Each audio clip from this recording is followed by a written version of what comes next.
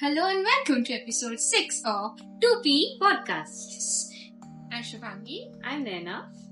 And today we're back with a ton of stories. We wanted to keep things light today because we've been delving in a lot of topics. Today we're going to just discuss some spooky stories. And we're going to talk about people's experiences and discuss some of the Reddit stories that I found while I was going through different Reddit threads today. We have a lot to talk about today. So first we'll be exploring stories about shadow figures, because obviously if I'm gonna talk about stories, there's gonna be shadow figures. Then there's haunted houses, mirrors, Southeast Asian ghost encounters, and more. Yes. I don't know why people have been freaking out, but so many people have so many experiences when it comes to Cambodia. Oh, I actually heard it's really spooky. I don't know, for some reason. A lot of people, when they say Southeast Asia horror stories, Cambodia actually kind of tops. I don't know why, for some reason. Me either. So, but yeah, let's just go ahead and see what kind of stories. But before we delve into the story, we have a mirror, right? That just makes it worse. Yeah. And the first story that we're going to talk about is about mirrors. So, we are all familiar with the fact that a lot of people say that mirrors act as portals. So, if there's a mirror facing a mirror, it's essentially creating a portal or a gateway for things or entities to pass through. And you never know what is happening. And we are often faced with a situation where our elders are like, cover that mirror. Right? Or don't do this before you go to sleep, specifically when there is a mirror here, so it better be covered. Or don't look at the mirror before you sleep.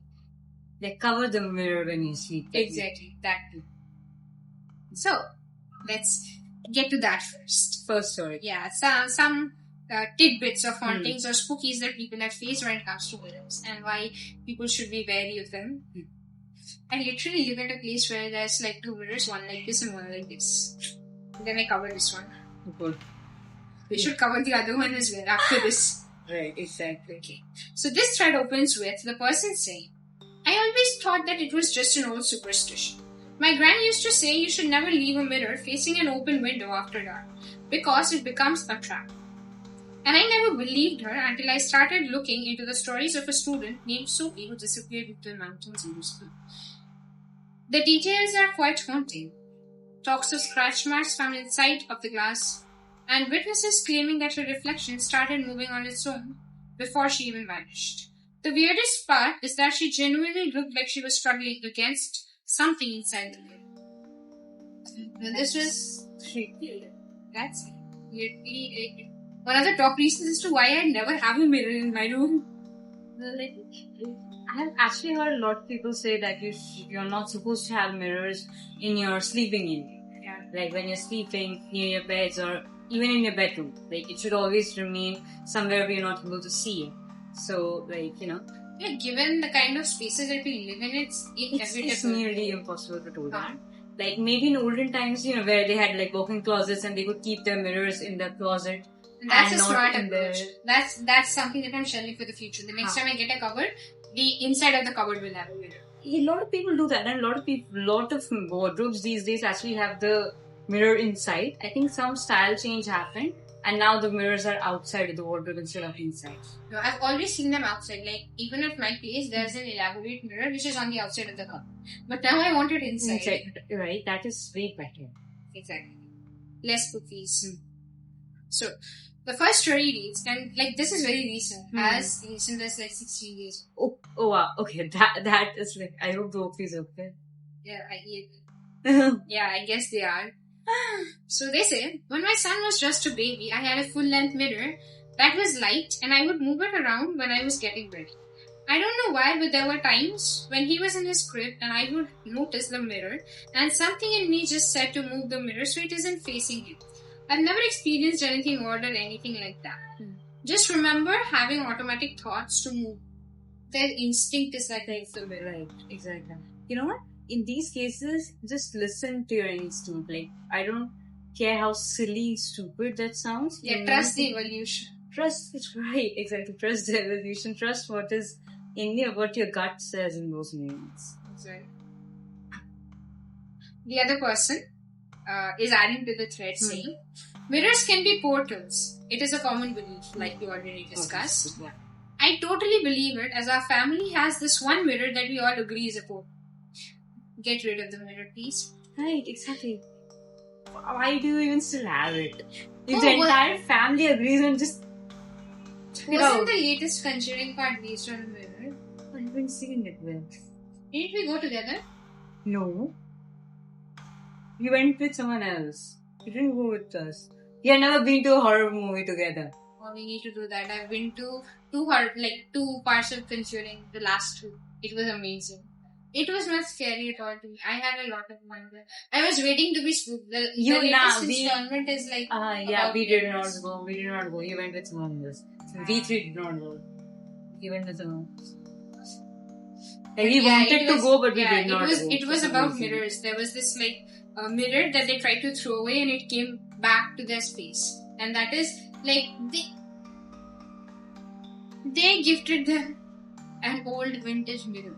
The mirror was haunted. They threw the mirror out, the mirror came back. So they tried to throw the mirror out again and it came back. They struggled a lot against the mirror. That is the summary of the mirror. Just a second. The hell in their right mind gives a mirror as a gift? I don't know. They did. Because I think it's not recommended to give mirrors as gifts. I don't know. Because I like they're pricey. Right now in the market. Good mirrors are pricey. Especially the full length mirrors that we see influencers using a lot.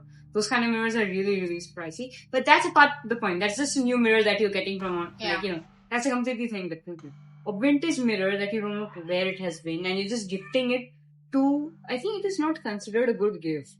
Like, you never see, if I tell my mom that I want to gift a mirror to someone's house, she'd be there's 1,000 other options. She will kick me out. I'm like, no.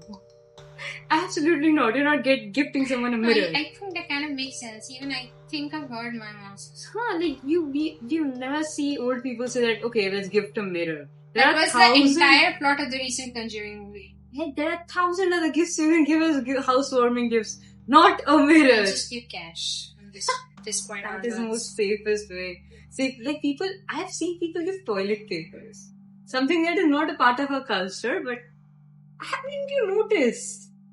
No. Okay. I better not receive any of that. You are uninvited from any further events then. But if you have seen Korean K-dramas... They consider it because it's apparently very pricey. Yes, even fruits, fruit baskets. Fruit baskets, totally fine. Get it. Totally, good food, good healthy food. That's totally fine.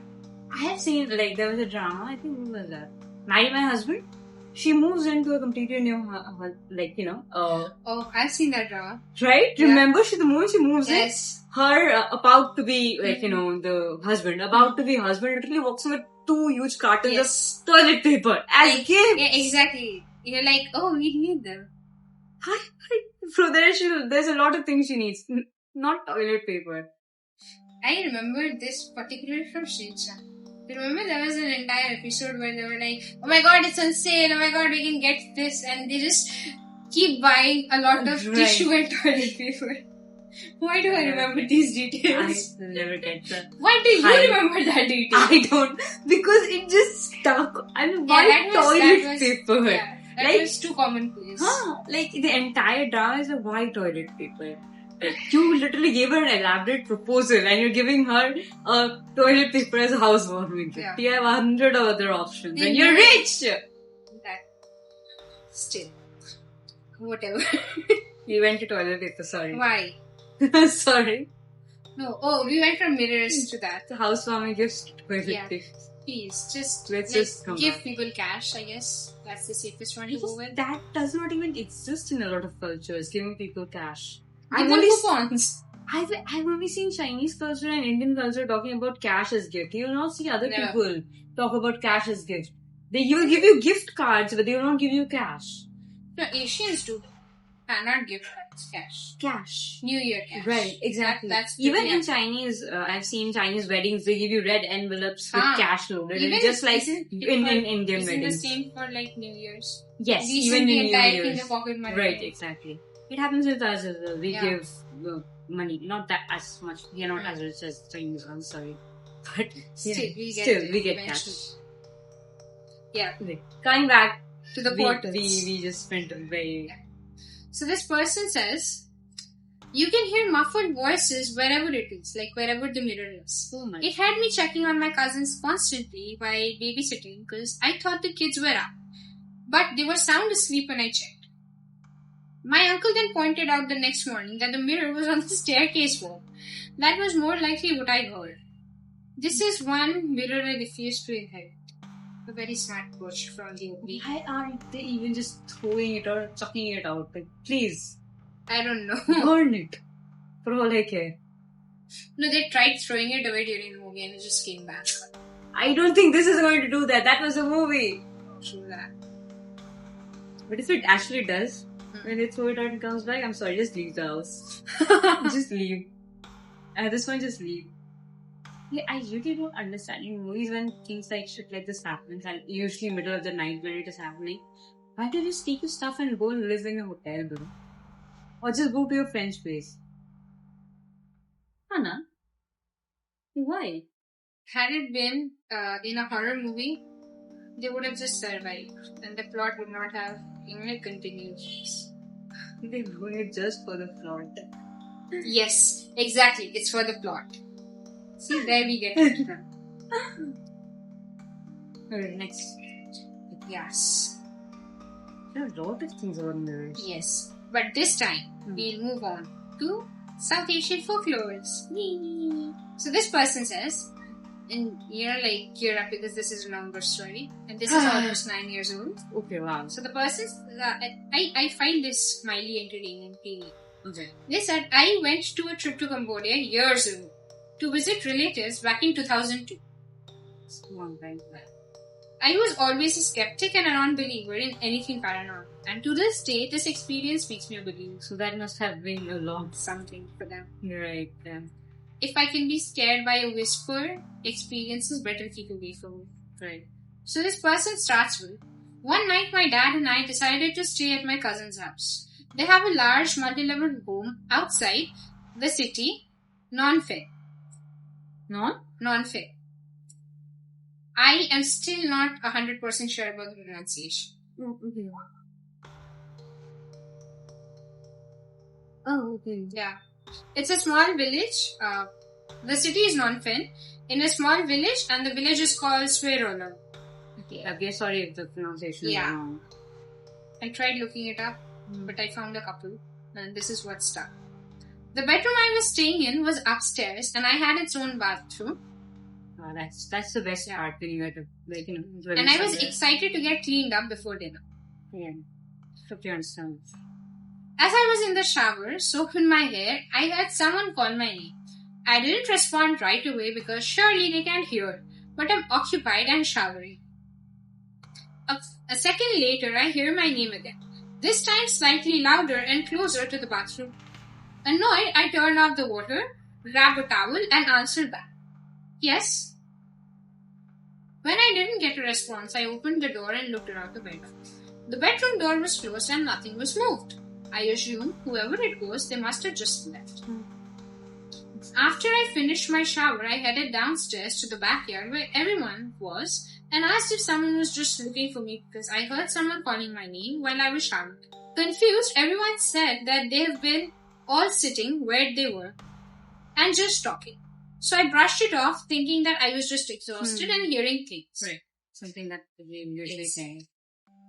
That'll be the first thought in our mind. Right, We're exactly. we're hearing things. We're Right. just too tired. We need more sleep. Exactly. Especially if you're traveling, it is like that's the first thing that comes into your mind, right?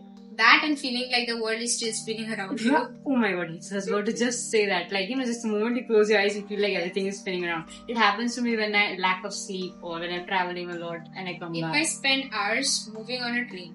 When When I get down the train, I feel like, oh my god, I'm still on the train. I'm in the taxi, but I'm still on the train. I'm in the hotel room, I'm still on the train. Right, yeah. Oh my god.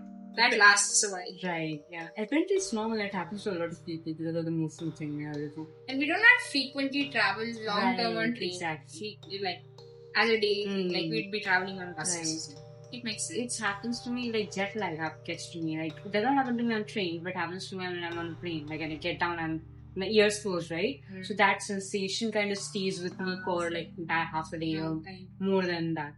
Well, that does happen. I've yet to witness that. I'm kind of scared because, oh my god, all kinds of motions just get to me. It actually feels very weird. Like, the thing is like your eardrums, that happens when you normally step out and everything. That's okay. But that kind of, feeling that this deep soft feeling on your head that your head is spinning or just closed, your eardrums are still closed, the pressure just you're just like in container, right, which you actually are. Yes. And then that you hear things like that remains with me for quite a long time. Then I realized jet lag's real. Yeah. Again, let's go back to the OP. Right.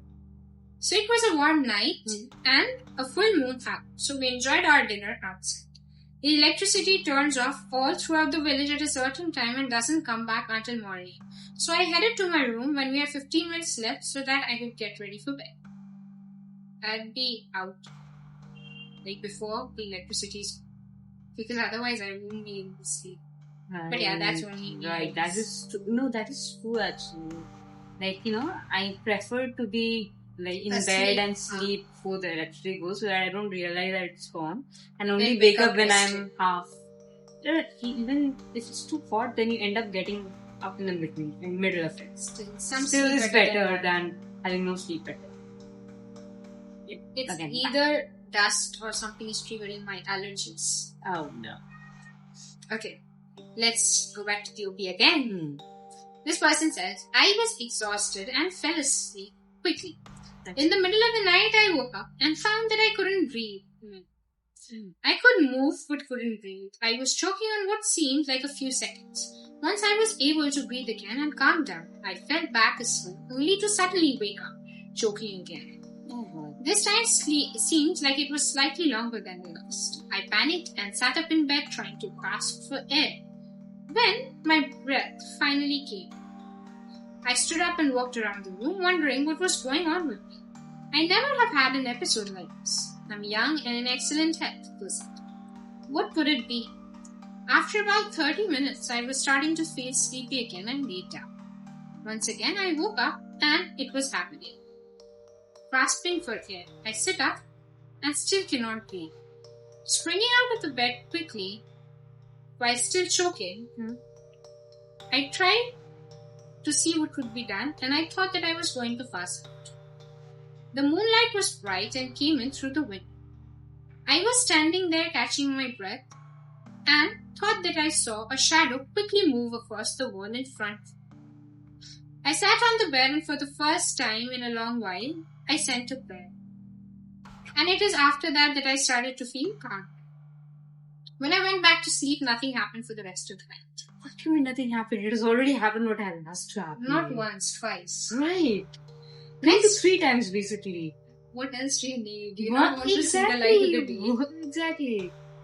The next morning, I decided not to tell anyone about what happened the night before. We had a busy day. There was a Buddhist monastery at the house and a blessing. I was meeting with friends of family and other relatives. Towards the end of the day, I was talking to my older cousin who is from the US, and she tells me that the monks are the blessing. Monks are blessing the house because there might be some restless spirits. The house that they're staying in? Yes. Oh my. She went on giving me an example of the room that I'm staying in that belongs to my other cousin, and he refuses to stay in that room because he's always hearing someone calling his name and pulling his leg at night. Oh. That was the last time I stayed in the house. Oh my God. The first comment on this story says that nobody cared to tell you before you slept in that room. I was actually thinking the same thing. They gave him the very room that this person refused to sleep in, and they know. And they know that he's experienced things like that in the room, and they did not even tell him when he said that, did you call me? They could have guessed it then and there, right? They could have prevented this from happening. Okay. Now the next story is something that I've heard of, but it has been quite a while and I nearly forgotten about the existence of this entity. But since I rediscovered it again, we're going to talk about it. Yes. And we might have an extended episode about this particular entity coming up in the near future. So this person says, when my friend and his brother were kids, they went on a trip to the Philippines to visit family. Their grandfather there gifted them a slingshot. Being boys, they found a tree nearby outside the house and fired over. One of their relatives told them to stop because the tree was inhabited by a duende. In Filipino folklore, a duende can be a spirit-like creature. For example, let's say goblins and gnomes or ants. In these cases, their families believed that it was a dwarf.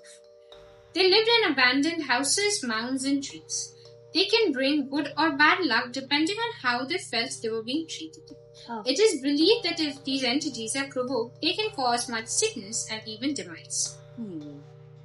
The person goes on to say, well, both of my friends didn't listen to their aunt's warning to stop using the tree as a target for practice. And the very next day, the older brother woke up with a high fever and felt extremely weak to the point that he couldn't even walk. The younger brother had a cut in his eye that was swollen to the point where he couldn't open it properly or see out of it. Strange things about the cut was that it wasn't painful, just there. Their grandpa made an offering. The friend suggests that it was possibly rose oil. And they went to the tree, asked for forgiveness, applied the oil to the friend's forehead, and the swelling subsided. The fever was gone almost instantly. Coming across the tales of this entity on some YouTube channel about paranormal that I was watching, and it has been so long. And I was very intrigued that there's still stories coming up about this. This was posted like 9 years ago. But yeah. Like these entities are kind of considered to be quite playful. The outcome that you have significantly depends on the kind of experiences and the kind of respect that the people might be offering. I think don't we have something similar with Indian folklore as well? Yeah, but we have multiple entities of the kind. Right, that's what I thought, because these kind of entities are a lot when you look up. Even when you look up local folklore, you'll be like, perhaps not that way, perhaps not that shit. But something, right, perhaps something similar. Yeah, exactly. Like, it happens. And the fact that they instantly got the... And then got cured as well. Right, exactly. I'm happy that they got cured, it's like forgiveness asked and forgiveness provided. Yeah. So, the next story. Shadow figures. Again. We love them. A lot. I often come across the stories, and then in my periphery I'm like, okay, probably not. Right. Oh, You're like, no. Okay, so this person says he posted 3 years ago, and even in that post he said a couple years ago. So let's consider 6 to 7 years ago. The person says it happened a few years back. I used to visit my family in Kuala Lumpur every now and then. My uncle had rented a 3-story landed property in Kuala Lumpur back then, and my family went to visit. One of the nights that we were staying, I was wide awake. The time was somewhere between 3 to 3:30 a.m. That is called a particular hour. Right. Witching hour. Witching hour, is it? Yeah. Yeah, especially witching hour. No, a lot of time come up with this. Same. I usually work on that hour. So yeah. On the road. Work on that hour. What are you doing? I just wake up and make vibes. No, if I'm sleeping at that particular time, I literally prefer not to get out of bed for some reason. I literally I prefer not to go out of bed. And even working, it's fine. I'm up, the light is on. And that's continuous. Right, it's continuous. It's a flow state. But when I'm sleeping, I'm not getting out of bed. Not today. Okay. Right. So this person says there was a toilet beside me and the room I was sleeping. The door to the room was wide open and I heard the door to the washroom kept opening and closing by itself. Keep in mind these doors were old and wooden, and I heard the creaking sound of it opening and closing quite clearly. To the point that this heavy, aren't they? Very. Old doors are really heavy, so unless you're pushing on it, or there's the word, right? It won't. And even if there's a really strong wind, and unless it does not move that quick. So this person continues, he thought that his uncle was out smoking because he was prone to it, and he used to smoke in the washroom. So he shrugged it off, thinking that it's just uncle, and he tried to fall back asleep. But the opening and the closing sound of the door kept happening for a continuous period of time. Then suddenly it stopped, and they saw a smoky white figure peeking out from behind the door of the room. It started approaching them and looked directly at them. Then they couldn't see its facial features as it was blurry, and their specs weren't with them. But they quickly put their blanket over their face and forced their eyes to be closed. That's the best thing you could do. Like, wait, they were in the same room or was it the room outside? Same room. They had like a joint washroom. So he thought if someone came into his room and used their washroom. Yeah, I guess. Didn't they say that it was their room? Well, it was beside the room that he was sleeping. Okay, so yeah. Oh, basically, so... Adjacent. Yeah, right, adjacent was happening and somehow they realized that he was awake. Yeah. So he peeked around. Audacity. Okay. So then the person says, I woke up 3 hours later and explained this incident to my mother, but nobody believed. I am so sorry that happened to you, but we do believe you. We do believe you. And we're great. We're glad you're okay. Somebody commented, I don't know why shadow figures always seem to love peeking around doors. We have the same questions. Doors, pillars. Seriously. Yeah, like, there's plenty of those. Right. The person replied to the comment saying, the scary part was that it behaved like a human being, peeking through the open room and walking towards me. It was scary. I remember that I kept saying, oh my god, twice and put the blanket over my head. You know, like, I find this hilarious because that was something that I do as well. You know, like when I told you about that kind of figure that I saw, right? And next thing that I use, like I speak up to my room and under the blanket. I was like, I did not see anything. That is something you did not see me. I did not see you. Right, exactly. It does not work like that. It doesn't, but I think there's just a sense of trying to calm our right, exactly, and make sense of what we saw. True, which I do not think they will do, but still we try. Now, this person says, the last story for today. I am not Asian, but I spent time in Asia. Me and a friend decided to visit Singapore and spent 10 days there. Our final morning there, and we were leaving the hotel. There was a long corridor lined with hotel room doors and elevators. I actually love those corridors. Right, same. I really love those kind of corridors. There's like please don't tell me there's something spooky in that, because I literally start getting scared. Have you seen those pranks where they're like trying to scare people from the end of the corridor? I don't know. I'll share it. No. Like those kind of look really... It's kind of fun though. It looks really aesthetic and beautiful. Like the aesthetics... Not when it's dark.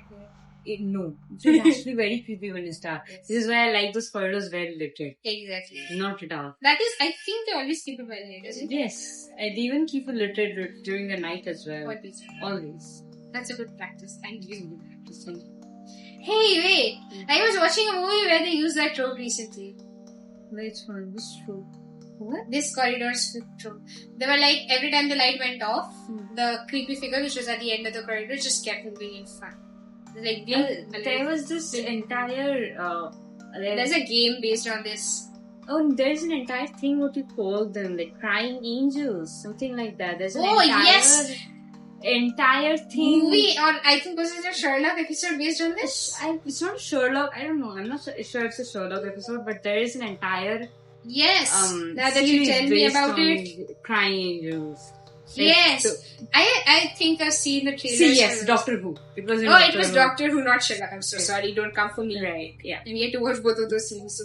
Yes. I want to watch the series simply because of this crying figure. I've seen that episode. You never checked the crying angels. They literally are such beautiful statues. Right, like the statues are beautiful and you actually want to keep looking at them, but you're not supposed to look at them. And then they will shut each and every door. And if you do look at them, you're not supposed to look away, because if you do look away, they come in front of you and then they take you in. That's not happening. That's scary. That's actually scary. Okay, let's go back to our corridors. And also, if someone asks you to close your doors, please do close your doors. Don't keep asking questions. Yeah, sometimes just do it. Just do. Until unless you do not trust the person, then just run from there. That's a different issue. But if you see a weird statue in front of you and someone in the back telling you to close your windows, you close the damn windows. You don't trust the statues. Now that I have the picture in my mind, am I supposed to look at the statue and think about it? I better not. Get the image out of my head right now. Okay, last story. Yes, back to the corridors. Right. So this person says, as the doors are closing, there's a long corridor lined with hotel room doors and elevators. Anyway, we see a very old woman down the end of the hall, quite a distance from us. As we go to get in, as the doors are closing, she suddenly appears in front of the doors, just hissing in the most terrifying way. Neither me or my friend could work out how an actual old lady could have made that distance in that time. Wait, so basically the old lady came from the end of the corridor to their room? That they I think they were close to the elevators. Okay, so she came from the end of the corridor to the elevator that they were where these people were in, right when the door was closing. Yes. And she came in and she was hissing.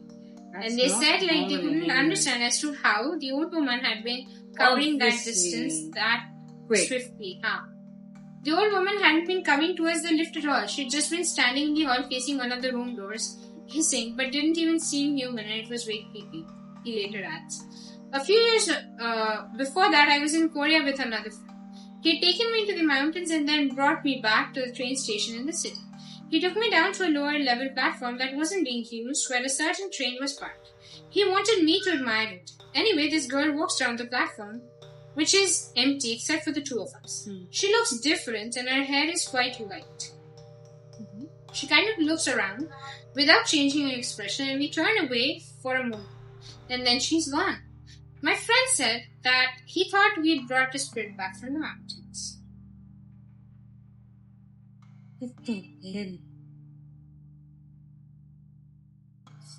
We kind of abruptly ended there, but what the hell? This is kind of, even in India, people say the same thing about mountains and forts. Like when you visit places. If I'm correct, there is this Australian plateau. These plateaus are of the kind that they are made of like red sandstone or something. Australian red sandstone. What about it? The search is really weird. Literally, mix up my search history, bro. I believe it was the Uluru rocks. What is that? One. And right mountain range. Right mountain. Apparently there's this thing. Exactly, it exists. So that people were like, whenever, even I had that happen, like I have a knack of collecting stones of various kinds. Smooth stones, colorful stones, rocks with patterns, rocks with whatnot. So whenever I went to trips earlier, I used to just get like a couple rocks, the smooth, like ones that, like allured to me. I got them and I carried them as like a memento. So I did that in Kashmir. I had rocks from Jhelum. And then I went back to Sikkim, I believe, and I got some rocks from a river there. Was it Tista, I believe? I guess it was Tista, or somewhere around. And then I came across this tale. I had come across this tale earlier, which is why I was like thinking if I should be, like getting more rocks. But apparently, when it comes to this Uluru curse, it says that any rocks that are taken from this sandstone formation must be returned to the place back. Otherwise, if you're, causing it to, let's say creating a distance between the actual rock and whatever rock or part of it that you have carried, it brings you a lot of bad luck. So people took that rock away, faced a lot of bad luck, got to know about the curse, came and placed it back, apologized for the fact that they're taking it away, and the bad luck went. And ever since that I've been traveling, anytime I see people pick rocks, I'm like, please do not do that. I know not every place is cursed, but still, it's an emotion I'd rather not. The fact for somebody who just collects rocks for fun, like me, it is terrifying. See, they say the hill took a year to return his rock. The person is called like something here. But some tourists have waited up to 40 years to return their illegal souvenirs, and the largest return today wait 32 days. They Why just are you took a taking rock. 32 kgs of rock with you? And like, why do you even do that? Like, that's not even, is that even legal? To take it probably from How would you carry a 32 kilo rock? Right. I don't know that. It's much like ancient people literally took curse on colonizers, seeing that if you take a piece of a land away, you are the one who's facing that. I think there's also some sort of a deal, but this time it's not rocks, it's soil in India. I think so. You need to look at that. Yeah. There's this national park called the Uluru Kata Juta National Park. Again, sorry about the pronunciation. It receives over 350 packages annually from tourists returning stolen rocks. Please do not, you bring yourself bad luck. Right, no, I think at this point people are just doing it for the plot, like we said before. They just want to check if it is real or not. That's terrible. And when they actually find out that the curse is real, they're just returning it back, like, apologizing and everything. Just don't do it. So it's really as simple as that. It's that like, easy. Believe the beliefs of people and the ancient families and don't do it. Like, literally. And you know what? Like, you remember I tell you that there's often this thing that I hear is like there's a marble dropping on the floor, and I just hear the tap, tap, tap, tap, tap. And it has escalated to as if somebody is like, bouncing a basketball on my floor. Somebody in the comment of the last story said, Singapore is a land where there's a lot of paranormal beings and stories. For how tiny it is, there is a lot going on with its paranormalcy. Not a single person not a person who grew up there, but I'll start with a story because it feels familiar. They say that they hear the sound of marbles dropping and furniture dragging from the ceilings of apartments there, even in the top, for many places. I do not even live on the top floor. And I face the same thing. Marble dropping and basketball playing. And now it has, like sometimes I feel as if somebody locked those double-parted wooden doors, like... Right, yeah. You get a particular sound and when you lock that thing around. The lock. Yeah. The latch. Yeah, the latch. When you're trying to lock it, that sound every day. Random time. What is in your house? I don't know. I'd rather not know. He'd better not know me. But yeah. So seriously, it's not, like when you look at it, if you go into every single Asian country, you literally find immense amount of things and tales. Like even if you go deep into Indian history, you'll find tales everywhere with everyone saying one thing or the other. We should cover the metro stories. Right. Yeah. Because we were traveling on the metro and we were like, oh my god, is this that station? Right. Actually, you know what? When we went to that station that day, we did not feel the vibe. No, I travel very frequently from there. And you wouldn't feel. It's like after a certain time there, like you better. Right. No, the thing is, I remember when I went there for the first, we were just completely normal about it. But the time we were coming back from the station, it was nearly empty. Like, literally empty. I've been in that situation only once and I'd rather not be there again. Bro, it's a good thing that you not feel it. But the thing is that the moment I entered the station, when it was completely empty, it was afternoon, it was not even at night. It was literally like 3 or 4 in the afternoon. I was there at like 7:30, It was in the afternoon. And, the moment we get down and we were waiting in the station, right? And it was not as busy as when we went there. It was like nearly half empty. And the kind of pressure and there's this immense pressure I could feel in the atmosphere. The heaviness and the airiness. It weighs on you. Right. And it was not normal. And every single one of us, the 4 of us that were there, we could feel it in our bones that something isn't normal. Like the entire atmosphere does not feel normal. Like when the 4 of us are usually together, we chatter away a lot, like normal friends do, right? So we could not even speak a word with the kind of pressure there was. We were just silently waiting for the train to come. And we leave. And the moment the train came in and the moment we got into the train, right? The entire atmosphere just went back to normal. The drop, the tension, it just eased back into normal. Something was wrong at that station at that particular time. I don't know, maybe because it was completely empty and there was no one there probably. But we don't know what it was, but we just felt weird. The energy was like completely wrong. Yeah. It was not like what we had when we went. There's some places that do that. Right, exactly, right? And it's when people say that place is haunted or it has...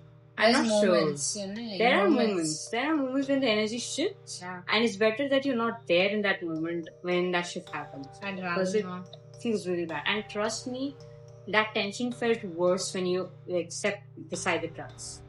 The more you're away from it, it feels a little lighter. The more you're towards the tracks, it feels way worse. It's literally way worse. Also, I never wait for the train when you're like near the tracks. I'm like, I'll wait for the train to arrive, let the doors open, then I'll right. Because people are always crowding there. First of all, it's not safe. Secondly, I'd rather not. Right. We should do an episode on the metro kind of stories from there. Exactly. I think there are a lot in different parts of the place. And trust me, half of them will come from Asia again. For sure. I don't know what's wrong with this. You know what happened? I think I was returning home the day before yesterday. So they are like fixing the road near my place. Somebody's like pipelines had some issues, so they dug up the entire road, changed the pipe, and they're freshly cemented the area. And you get this apparatus for mixing cement, right? That huge pot kind of which is rotated. Yeah. So they kept it on the road. And whenever I'm frequently out, it is that path that I go. To and fro from my house. There's cats, there's dogs, however many pictures that I take are from the same alley. I was listening to music, and I've traveled that place 100 times. Like, I've had a more weird feeling when I was at home, feeling as if somebody was standing here or there than the road. You know what happened? I was like passing by the apparatus, and I was on phone, and it looked as if there was this lanky old person standing there, just staring at the house opposite, not looking at me, but just staring at the house right opposite. And for a second, I was like, why would they do that? And I kid you not, I looked up from my phone like this, and there was nobody. And the vicinity was like, I'm here, and there's your pillar. That's the difference. It's like, it's a machine there. And I could swear I saw a tall, lanky person. Like, you see one of those people who work in the sun. Right, exactly. And they're like, I'll have like a very thin kind of a t-shirt, and I'd have a half pant, and then I'd work in the sun. That kind of a figure. I was like, okay, I saw nothing, I'm going home. I do not have the emotional capability to be processing this. This was day before yesterday. Like the day we went out. Yeah. When we were returning home. Yeah, I was like, no, not today. That's yeah. Who knows? Like, he may have named it. Why do I perceive it? Bro, like, I could do good without not perceiving things. Some people say that you're like something... Not attractive, not the center of attraction. I'm an empath, might be empathetic. I do not attest to being anything. So that was all for our episode today. We were talking about a lot of ghost stories. We definitely felt the spooks. I hope you did too. Do you have any ghost stories that you'd like to share, or something creepy that happened? Drop it in our emails. It'll be provided in the description below. Find us there. Comment about what kind of stories you've come across. What kind of stories you like. Have you heard of any of these entities? Want to tell us about some new entities? You're welcome to learning about all of that. Get back to us in the comments, or perhaps in We'll see you in the next episode, and for now, goodbye. Thank you for watching. Take care. Ta-da.